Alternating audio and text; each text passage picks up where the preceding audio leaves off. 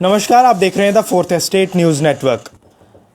डर था कोविड-19 के विस्फोट का कि जम्मू कश्मीर में कभी भी कोरोना विस्फोट हो सकता है। अब वजहें क्या हैं, उसके पीछे वजहें भी बता दूंगा और आज के सबसे पहले आपको केसेस जो आए हैं उनकी जानकारी भी दे देता हूं। सबसे पहले आज पॉजिटिव केसेस टोटल में 418 पॉजिटिव केसेस पूरे जम्मू कश्मीर में आए हैं, जिसमें सबसे ज़्यादा 311 केसेस जम्मू डिवीज़न में सामने निकल कर आए हैं और इसमें से भी 109 केसेस जम्मू डिस्ट्रिक्ट में और करीब 156 केसेस कटरा में, माफ कीजिएगा, रियासी डिस्ट्रिक्ट में निकलकर सामने आए हैं। और वजह है इतने सारे केसेस की, 150 केसेस की, SMVDU की दादागिरी।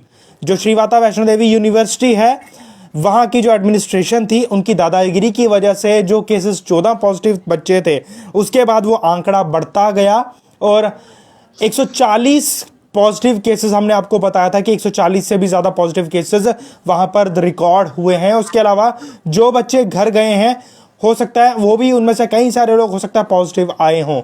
ऐसे में वही डर था वो जो लगातार देखा जा रहा था कि डर इसका बना हुआ है, वो चीज़ सामने देखने को आई है। लेकिन क्या जम्मू यूनिवर्सिटी इस चीज़ से सबक सीखेगी? क्योंकि अभी तक जो जम्मू यूनिवर्सिटी करती आ रही है, उससे लगता नहीं है कि जम्मू यूनिवर्सिटी कोई भी सबक सीखने वाली है। और उसी कड़ी में जम्मू यूनिवर्सिटी ने बीएड के एग्ज़ाम्स जो हैं उन्हें ऑफलाइन करवाने का निर्णय ले लिया है। और ये एग्ज़ाम्स 24 जनवरी से जो है, ये 24 जनवरी को एग्ज़ाम्स होंगे और इन एग्ज़ाम्स को ऑफलाइन करवाने का निर्णय जो है जम्मू यूनिवर्सिटी द्वारा लिया गया है। हालांकि सेंट्रल यूनिवर्सिटी की अगर बात करें तो वहाँ पर भी लगातार हमने देखा, वहाँ पर भी केसेस पॉजिटिव आए, वहाँ पर भी टेस्टिंग हुई तो बच्चे वहाँ पर भी पॉजिटिव निकलकर सामने आए। ऐसे में अगर जम्मू यूनिवर्सिटी में एग्ज़ाम्स होते हैं तो बाहर से बच्चे भी आएंगे, बाहर की स्टेट से बच्चे आएंगे, तो ऐसे में वहाँ पर ऑफलाइन एग्ज़ाम्स कितने सेफ होंगे और साथ ही साथ जम्मू कश्मीर में कोविड की रोकथाम कैसे होगी, इस पूरी प्रक्रिया पर बात करने के लिए मेरे साथ इस वक्त फोन लाइन पर मौजूद हैं सन्नी परिहार जी। सन्नी जी, स्वागत आपका द फोर्थ स्टेट में। बहुत बहुत धन्यवाद आपका जी। सन्नी, मेरे को एक चीज़ बताओ, जब एक तरफ हमने देखा SMVDU की दादागिरी देखने को मिली, बंधक बना के रखा स्टूडेंट्स को, वहीं जम्मू यूनिवर्सिटी भी कहीं ना कहीं श्री माता वैष्णो देवी यूनिवर्सिटी के नक्शे कदम पर चलती हुई नज़र आ रही है। क्या कहना चाहते हो कि जो ऑफलाइन एग्ज़ाम करवाए जा रहे हैं, किस हद तक ये खतरनाक साबित हो सकते हैं बच्चों की ज़िंदगी के लिए? देखिए, सबसे पहले तो अभी जिस तरीके से सरकारें जो है विफल रह रही हैं कि कोरोना के जो है संक्रमित केसेस को कम करने में जी, आप वहां पे ही पूरे हिंदुस्तान में हाल देखेंगे, दोबारा से कोरोना जो है पीक पे आ रहा है। और जम्मू कश्मीर में आपने देखा, हाल ही में जम्मू कश्मीर में आज भी 77 नए केसेस आए हैं कोविड के, 2 डेथ्स हो चुकी हैं। और प्रशासन को जागने का काम करना था, लेकिन प्रशासन जानबूझ के यहाँ पे जो है माहौल पैनिक कर रहा है, यहाँ पे पैनिक जो है क्रिएट किया जा रहा है कि यहाँ पे बच्चों को यूनिवर्सिटी में तो बुलाया जा रहा है, लेकिन ये किसी से नहीं पूछा जा रहा है कि आप डबल डोज हो, आप कोविड पॉजिटिव तो नहीं हो, कोई स्क्रीनिंग नहीं है, कोई टेस्टिंग नहीं है। जिस कारण जो वहाँ पे जो दूसरे विद्यार्थी जो है, रेगुलर स्टूडेंट्स हैं, चाहे वो हॉस्टल्स में हैं, चाहे रिसर्च स्कॉलर्स हैं, उनकी जिंदगियों के साथ भी ये खिलवाड़ किया जा रहा है। हाल ही में SMVDU के अंदर जिस तरीके से कोरोना के केसेस आए, तो इसमें छुपाने वाला कुछ था नहीं। एडमिनिस्ट्रेशन को तुरंत है उसको शट डाउन करना था यूनिवर्सिटी को, और बच्चों को अपने अपने जो है घर भेजना था, चाहे वो प्रॉपर टेस्टिंग करके भेजते या उनको एक एड देना चाहिए था। लेकिन श्री माता वैष्णो देवी यूनिवर्सिटी ने ना जाने उनको अनलॉफुल डिटेंशन करके उनको अंदर ही रख दिया, उनके घर वालों को जो है मिलने नहीं दिया गया, उनके परिवार वालों को उनसे मिलने नहीं दिया गया,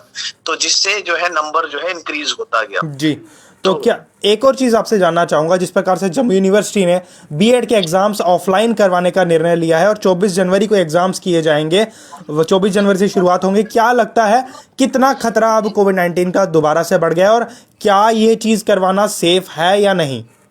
देखिए, ये बिल्कुल अनसेफ है, क्योंकि जम्मू यूनिवर्सिटी तो पहले से ही सुर्खियों में रही है कि जम्मू यूनिवर्सिटी के अंदर तो जो है प्रॉपर, जब कोविड नहीं था, वो प्रॉपर उनके जो सिस्टम है वो उस समय नहीं चल पाया। तो अभी तो कोविड में तो स्पेशल गाइडलाइंस हैं, SOPs हैं, तो वो कहाँ वो फॉलो कर पाएंगे जम्मू यूनिवर्सिटी, क्योंकि जम्मू यूनिवर्सिटी तो ऑलरेडी रैंक देखिए उनका दिन प्रतिदिन गिरता जा रहा है। और अभी जो इतना बड़ा जो क्राउड वो यूनिवर्सिटी के अंदर जो है उनको परमिशन दे रहे हैं कि आप ऑफलाइन पेपर्स के दे दो विदाउट एनी जो है विदाउट एनी प्रिपेयर्डनेस जो है उन्होंने कोई प्रिपरेशन नहीं की है।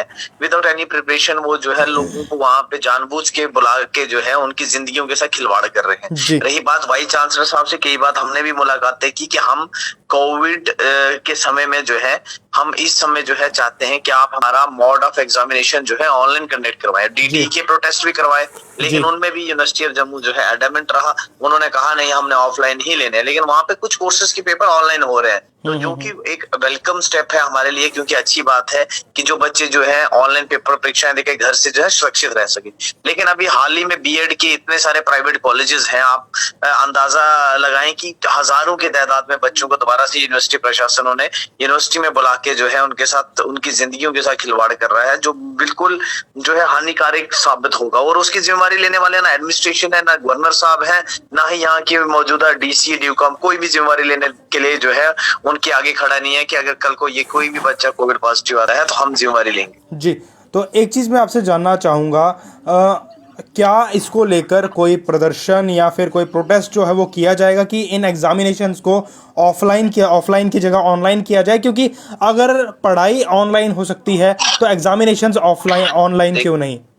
ये बहुत अच्छी बात की आपने। देखें कि गवर्नर साहब भी जो है पूरी अपनी मीटिंग्स को वीडियो कॉन्फ्रेंसिंग के थ्रू कर रहे हैं जी। हमारे प्रधानमंत्री जी भी वीडियो कॉन्फ्रेंसिंग के थ्रू कर रहे हैं। वैसे ही मनोज धर साहब जो हमारे वाइस चांसलर हैं अभी, चाहे वो उनका टेंडर पूरा हुआ है, लेकिन सीटिंग वाइस चांसलर भी वही है, और वो भी अपनी जितने भी डिपार्टमेंटल्स मीटिंग्स हैं, डीएसीज हैं, जो भी है, वो सारे ऑनलाइन मीटिंग्स कंडक्ट करवा रहे हैं और विदाउट बच्चों से मिलने तक बाहर नहीं आ रहे, लेकिन जानबूझ के बच्चों के लिए जो मुसीबतें खड़ी कर रही है जम्मू यूनिवर्सिटी। और हमने इस पे प्रदर्शन भी किए, और अभी समय ऐसा है कि अगर हम प्रदर्शन करेंगे तो हम में से ये किसी को नहीं मालूम कि कौन कोविड पॉजिटिव है या कौन नहीं है। इसलिए हम इस सब विषय पे बात करने जो है बार बार वीसी साहब से मिले भी हैं, कंट्रोलर साहब से मिले हैं, बात भी किए, लेकिन उन्हें समझ नहीं आ रही। हम इसलिए जो है अभी प्रदर्शन नहीं कर पा रहे हैं क्योंकि कोविड की जो है नंबर जो है दिन प्रतिदिन इंक्रीज होता जा रहा है। तो हम नहीं चाहते कि हमारी वजह से कोई और भी घर जो है उसमें जो है कोविड के केसेस आए या कोई भी हमारे वजह से संक्रमित हो,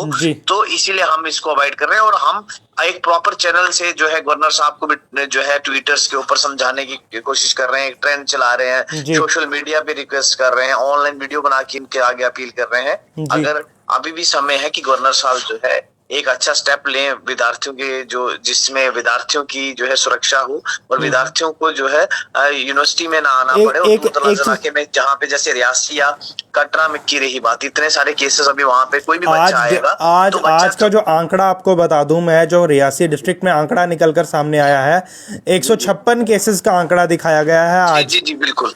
तो क्या वो भी एक ही यूनिवर्सिटी के अंदर है जी, और उसके अंदर से कितने बाहर जो है वो चेन बनी है वो किसी को मालूम नहीं। क्योंकि अगर हम मास टेस्टिंग करेंगे तो शायद हो सकता है हमारे आसपास या हम भी कोविड पॉजिटिव हो सकते हैं, क्योंकि ये तो किसी को पता नहीं। गवर्नमेंट फेलियर है अभी कि मास टेस्टिंग है नहीं है, मास टेस्टिंग के बिना तो किसी को भी पता नहीं कि कोविड किस किस को है जी। और जिसकी टेस्टिंग हो रही है तो एक चीज आपसे जानना चाहूंगा बीच में, क्या वजह है, क्या लगता है जम्मू यूनिवर्सिटी अपने अड़ियल रवैये पर क्यों अड़ी हुई है? इस प्रकार से क्यों अड़ियल रवैया अख्तियार करके रखा है जम्मू यूनिवर्सिटी ने भी? क्योंकि श्री माता वैष्णो देवी यूनिवर्सिटी ने तो अड़ियल रवैया और दादागिरी अपनी दिखा दी, तो जम्मू यूनिवर्सिटी आखिर क्यों उनके रवैये उस पर पद चिन्हों पर चल रही है? मैं तो आपको एक उदाहरण के तौर पर समझाना चाहूंगा कि जैसे हमारे घरों में बुजुर्ग हमारे जी रेडियो पे खबरें सुनते थे जी, फिर उसके बाद ट्रांसफॉर्मेशन से टेलीविजन पे आए, फिर एलईडीज पे आए, और फिर उसके बाद मोबाइल फोन्स पे, एप्स पे आए, लैपटॉप पे आए। लेकिन जम्मू यूनिवर्सिटी अभी तक उस रेडियो सेट पे ही है, वो बदलना नहीं चाहती अपने आप को। उसको एक्चुअली नालायक लोग हैं क्योंकि टेक्नोलॉजी का पता नहीं है। हमारी सरकार तो डिजिटल कहती है, और भी मोड ऑफ एग्जामिनेशन ऑनलाइन के और भी तरीके हैं। बैंकिंग ऑनलाइन पेपर करवाता है, आप देखें दूसरे एसएससी ऑनलाइन पेपर करवाता है, उनका लेवल है। आप इन चीजों की ओर बढ़ना चाहिए, अडॉप्ट करना चाहिए, ताकि आप अपने नालायकों को छुपाने के लिए ये नहीं है कि आप बच्चों को जबरदस्ती यूनिवर्सिटी में बुला के जो है ऑफलाइन पेपर्स के लिए जो है उनको रेडी करें, और उनकी जान की भी परवाह जो है वो आप कोई भी व्यक्ति ना करें। ना एसओपीज है, ना सैनिटाइजर है, ना प्रॉपर स्क्रीनिंग है, ना रैट टेस्टिंग है, कोई कुछ नहीं है। आपने भेड़ बकरियों की तरह, जानवरों की तरह उनको बुला के जो है एक हॉल में बैठा दिया, और जिस हॉल की कैपेसिटी 90 है वहां पे 100 स्टूडेंट्स बैठ रहे हैं। जिस हॉल की कैपेसिटी जो है जो कहते हैं कि सरकार का नारा है 2 गज की दूरी, वहां पे 2 गज के आपको 2 सेंटीमीटर की दूरी नहीं मिलेगी। डेस्क के साथ डेस्क जुड़ा हुआ है और वो बिल्कुल प्रॉपर जो है सीटिंग्स के साथ चल रहा है, और फुल हॉल है, कोई गैप नहीं है, कोई कुछ नहीं है। तो इस तरीके से जो है माहौल खराब हो सकता है, और ये आने वाले समय में जो है हमारे लिए बहुत पैनिक हो सकता है पूरे जम्मू कश्मीर के लिए। ओके, एक चीज़ और आपसे आखिर में जानना चाहूँगा, क्या लगता है जम्मू यूनिवर्सिटी सबक लेगा श्री माता वैष्णो देवी यूनिवर्सिटी में जो हुआ है, या सेंट्रल यूनिवर्सिटी में जो पॉजिटिव केसेस आए हैं, उसके बाद जम्मू यूनिवर्सिटी सबक लेता हुआ दिखेगा इस चीज़ से या नहीं? आपको क्या लगता है इस बारे में? देखिए, जम्मू यूनिवर्सिटी तो सबक लेने वाला है नहीं। अगर वो सबक लेता तो काफी सुधार कर सकता था अपनी यूनिवर्सिटी के अंदर। वो दरअसल में वो नालायक लोग हैं। मुझे अगर किसी से उम्मीद है तो वो हमारे ऑनरेबल लेफ्टिनेंट गवर्नर साहब मनोज सिन्हा साहब से जो है, मेरी उनसे ही उम्मीद है लास्ट, क्योंकि वो हमारे चांसलर हैं यूनिवर्सिटी के, और हमें उनके अलावा इस समय कोई भी रिलीफ नहीं दे सकता। और इस समय अगर कोई सोच सकता है इन विद्यार्थियों, इन बच्चों के लिए, तो वो मनोज सिन्हा साहब ही सोच सकते हैं। अदरवाइज जो यूनिवर्सिटी की एडमिनिस्ट्रेशन है वो तो इतनी एडमेंट है कि वो, उन्हें ऐसे लगता है कि ये बच्चे जो है दूर दराज कहीं बाहरली देशों से या बाहरले विदेशों से आए हुए बच्चे हैं, वो इस तरीके से हमारे साथ बर्ताव करते हैं। आपने देखा होगा उनका रवैया हमेशा। हम बच्चे जो हैं कभी भी प्रोटेस्ट कर रहे हैं या कोई उनसे बात मिलना चाहते हैं, वो ना मिलते हैं ना बात करते हैं। बच्चे चाहे पूरे दिन वहां पे बैठे रहे धरने पे। तो ये रवैया जो है उनको बदलने की जरूरत है। अगर वो चाहते हैं कि यहाँ जम्मू कश्मीर के अंदर जो है कोविड के केसेस कम करना चाहती है एडमिनिस्ट्रेशन भी, खास तौर से गवर्नर साहब भी, तो इस तरीके से ऑफलाइन यूनिवर्सिटी एजुकेशन इंस्टीट्यूशंस के अंदर ऑफलाइन पेपर जो है कंडक्ट ना करवाए जाए अभी, क्योंकि अभी फिर से गंभीर रूप से जो है हालात खराब होते जा रहे हैं। अगर ये हालात हाथों से निकल गए तो फिर उसी तरीके से रहेगा वापस की, जो ऑक्सीजन सिलेंडर्स की कमी, कभी बेड की कमी, कभी आप डॉक्टर्स की कमी। तो इस तरीके से जो है हमें अभी जो है संभलना चाहिए, और हमें सबको साथ मिलकर इस कोविड की लड़ाई लड़नी चाहिए। जी, बहुत बहुत धन्यवाद आपका हमारे साथ जुड़ने के लिए। धन्यवाद सर। ये थे मेरे साथ सन्नी परिहार, जो कि स्टेट प्रेसिडेंट हैं NSUI के जम्मू कश्मीर के। इनसे बात चल रही थी कि जो एग्जामिनेशंस ऑफलाइन करवाने का निर्णय लिया है, बीएड के एग्जामिनेशंस ऑफलाइन करवाने का जो निर्णय लिया है जम्मू यूनिवर्सिटी ने, वो कितना खतरनाक साबित हो सकता है, और क्या जम्मू यूनिवर्सिटी श्री माता वैष्णो देवी यूनिवर्सिटी से सबक लेगी या नहीं लेगी, ये एक बहुत बड़ा प्रश्न चिन्ह इस वक्त खड़ा हो चुका है। लेकिन कहीं ना कहीं कोविड-19 का जो कोरोना विस्फोट की हम बात कर रहे थे, तीसरी लहर की बात कर रहे थे, तो दिन को भी मैंने आपसे ये चीज़ कही थी कि डॉक्टर NK अरोड़ा ने कहा है कि तीसरी लहर ऑलरेडी दस्तक दे चुकी है हिंदुस्तान में, और ऐसे में कहीं ना कहीं अब खतरा बढ़ चुका है, जिसके बाद कई सारे लोगों को शायद मजाक लग रहा हो। लेकिन सबसे पहले बात इस वक्त है स्टूडेंट्स की, सबसे पहले इस वक्त बात है यूनिवर्सिटी की।